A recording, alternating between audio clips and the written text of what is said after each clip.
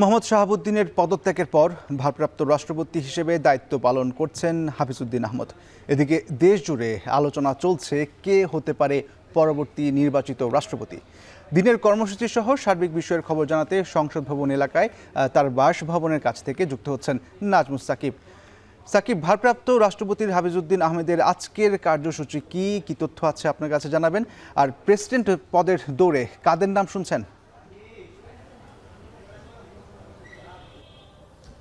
ইশতিয়াক, যেহেতু গতকাল বিকেল নাগাদ রাষ্ট্রপতি হিসেবে অর্থাৎ ভারপ্রাপ্ত রাষ্ট্রপতি হিসেবে মেজর হাফিজউদ্দিন আহমদ তিনি আসলে ভারপ্রাপ্ত হিসেবে দায়িত্ব পালন করছেন, ফলে আজ তার প্রথম দিন এবং আজকে সকাল থেকে আসলে তার যে কর্মসূচি সেটা আসলে খোঁজখবর রাখছি।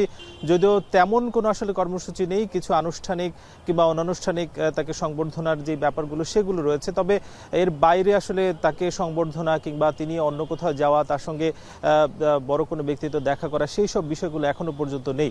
আপনি জানতে চাচ্ছিলেন যে কারা আসলে দৌড়ে গিয়ে, একটু জানাতে চাই যে অন্তত 7 থেকে 10 জনের নাম কিন্তু শোনা যাচ্ছে যারা আসলে আগামী দিনে রাষ্ট্রপতি হিসেবে আসতে পারেন, অর্থাৎ 23তম রাষ্ট্রপতি যেহেতু আগামী দিনে হবে। তার মধ্যে এগিয়ে আছেন বলা যায় যে এর মধ্যে মির্জা ফখরুল ইসলাম আলমগীরের নাম আসলে আসছে। এর বাইরেও মঈন খান, মোশাররফ হোসেন থেকে শুরু করে নজরুল ইসলাম খানের নামও কিন্তু আসছে। এর বাইরে আসলে যিনি মন্ত্রিপরিষদ সচিব রয়েছেন নাসিমুল গণি, তার নাম শোনা যাচ্ছে। এছাড়াও একজন বিচারপতি তিনি সহ অন্তত 7 থেকে 10 জনের নাম কিন্তু শোনা যাচ্ছে। যদিও একটু জানাতে চাই, যেহেতু 26 ফেব্রুয়ারিতে ত্রয়োদশ জাতীয় সংসদ নির্বাচন হলো, এরপরে 5 বছর পর 31 যে নির্বাচন, সেই 31 নির্বাচনের পরেও আসলে এই রাষ্ট্রপতি থাকবেন। ফলে যার উপর আসলে এই সরকার নির্ভর করতে পারে কিংবা আগামী দিনের নানা ক্রাইসিস যেগুলো তৈরি হওয়ার সম্ভাবনা রয়েছে সেগুলো আসলে যিনি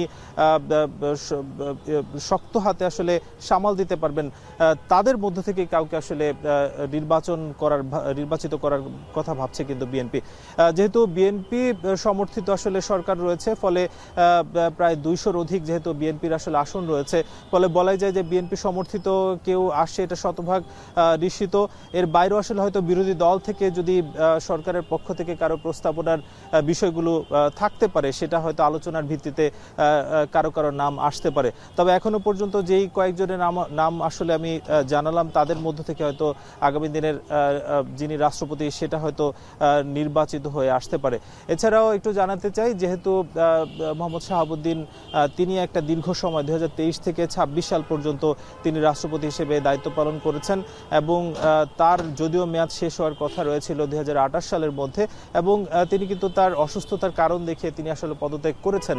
ফলে এই যে পদটি শূন্য হলো, সেটা ভারপ্রাপ্ত হিসেবে যিনি আছেন তার আসলে বাধ্যবাধকতা রয়েছে 123 অনুচ্ছেদ অনুযায়ী।